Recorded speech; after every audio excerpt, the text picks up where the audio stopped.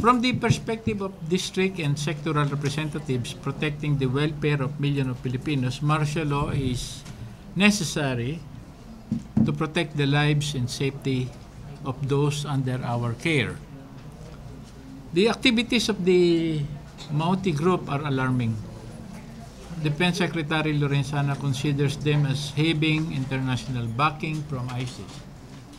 They are also believed to be expanding their membership beyond relatives to include other rebel groups in Mindanao such as the MILF and MNLF and the Abu Sayyaf group. We find it no coincidence that only 2 days from the Marawi incident, the Abu Sayyaf ambushed soldiers in Basilan. The search for peace and order in Mindanao has been a continuing problem in our country's history.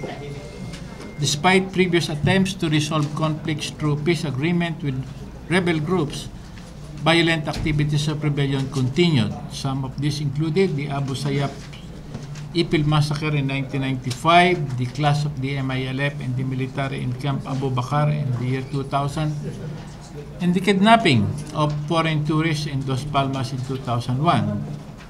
The Dos Palmas kidnapping lasted for over a year and 2 presidents. In the end, American forces assisted in the rescue of the survivors.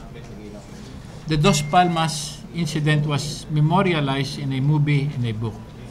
This painted our country as unsafe and vulnerable to terrorists, both domestic and foreign. There had been incidents of violence since then. Prior to the Marawi City attack, members of the Mauti group were arrested for the Davao City bombing in October of 2016. The attack in Marawi City last week prompted President Duterte to declare martial law and suspend the writ of habeas corpus in the whole of Mindanao. Since the declaration of martial law, the President has been making controversial and provocative statement regarding the role of Congress and the Supreme Court as a check and balance during martial law, per the Constitution. The President is understandably emotional seeing his fallen soldiers and civilian casualties. However, the President should be mindful of his statement because it is still his duty to uphold the Constitution.